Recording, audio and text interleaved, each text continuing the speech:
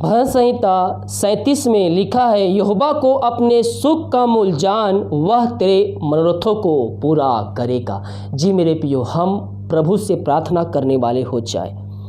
जब हम सुख में पड़ते हैं तो हमें प्रभु को भूलना नहीं है, लेकिन ऐसे बहुत से लोग हैं जो सुख आने के बाद उनकी प्रार्थना का जब उत्तर मिल जाता है तो प्रभु से दूर हो जाते हैं। नहीं मेरे प्रियो, जिसको देने का अधिकार उसको छीनने का भी अधिकार है। इसीलिए प्रभु का वचन कहता है, यहोवा को अपने सुख का मूल जान और वह तेरे मनोरथों को हमेशा पूरा करते रहेगा। हालेलुया। और कहता है यशायाह 40 में लिखा हुआ है, परंतु जो यहोवा की बाट जोते हैं वे नया बल प्राप्त करते जाएंगे। हमें प्रभु की बाट जोते रहना है, उसके वचनों पे चलते हुए, उसके आज्ञाओं को पालन करते हुए हमें उसके सामर्थ्य को उसके खोजी रहना है। तो हमारे शरीर में हम नया बल को हम प्राप्त करते जाएंगे मेरे प्रियो। यहोशू 1:9 कहता है, हिसाब बांध दृढ़ हो जा, क्योंकि जहाँ जहाँ तू जाएगा वहाँ वहाँ तेरा परमेश्वर यहोवा तेरे संग संग रहेगा। मेरे प्रियो, आप डरने की आवश्यकता आपको नहीं है। हाँ, लेकिन हमें संसार के शैतान से हमें बच के रहना है। आप जहाँ भी जाते हैं परमेश्वर आपके संग संग रहता है। परमेश्वर का वचन क्या कहता है मेरे प्रियो? वो हमारे संग संग रहता है। हिसाब बांध दृढ़ हो जा, क्योंकि जहाँ जहाँ तू जाएगा वहाँ मैं तेरे संग संग रहूँगा।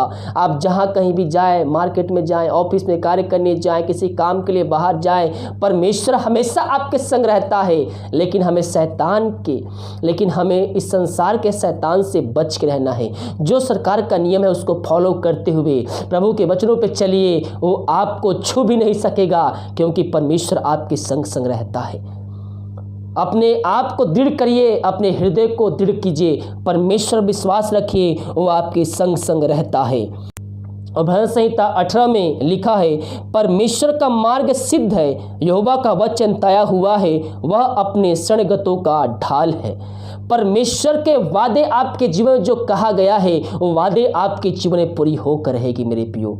ये आकाश सृष्टि टल जाएगी, लेकिन प्रभु का वचन कभी भी ना टलेगा, कभी भी ना खत्म होगा। उसका वचन सदा सदा तक बना रहेगा। याकूब 4:10 कहता है, प्रभु के सामने दिन बनो तो वह तुम्हें शिरोमणि बनाएगा। हमें क्या करना है? प्रभु के सामने हमें दिन बनना है। जब हम प्रार्थना करें तो सच्चाई के साथ, ईमानदारी के साथ हमें प्रार्थना करना होगा। बहुत से लोग अपने मुंह से कहते हैं, लेकिन हृदय की बातों को रखना भूल जाते हैं। मेरे प्रियो, हम हृदय की गहराई से प्रभु के पास आए। जो हमारे हृदय में है वही हमारे मुंह पर होनी चाहिए। परमेश्वर सही समय आने पर आपको आशीषों से भरपूर करेगा। वो हमारा परमेश्वर है। हर एक कार्यों का उस समय निर्धारित किया गया है, और जब उस समय हमारे जीवन में आएगा तो आशीष से हमारे जीवन में ऑटोमेटिक ही वो भेजेगा। हालेलुया। तो हम प्रभु से प्रार्थना करें, उसके वचनों पर चलने की, उस आज्ञाओं को पालन करने के लिए प्रभु हमारे संग संग रहता है। पवित्र आत्मा हमारे संग संग रहता है। और इब्रानियों 11 पद में कहता है, विश्वास बिना उसे प्रसन्न करना अनहोना है। अगर हमें प्रभु यीशु को प्रसन्न करना है और उसके वचनों पर चलना है, अगर हमें प्रभु को प्रसन्न करना है तो हमें उसकी वचनों को बने रहना होगा, उस पर हमें विश्वास रखना होगा, भरोसा रखना होगा, क्योंकि प्रभु तब प्रसन्न होगा जब आप उस पर विश्वास रखेंगे। यहाँ कहता है इब्रानियों में, विश्वास बिना उससे प्रसन्न करना अनहोना है। यानी कि आपके अंदर शक रहेगा तो आपसे प्रभु प्रसन्न नहीं होगा। अगर उसे प्रसन्न करना है, उससे आशीष चाहिए, तो प्रभु से प्रार्थना कीजिए, वो हर एक आशीष आपके जीवन में उड़ेलेगा। हालेलुया। इन वचनों की तरफ प्रभु हम सबको आशीष दे।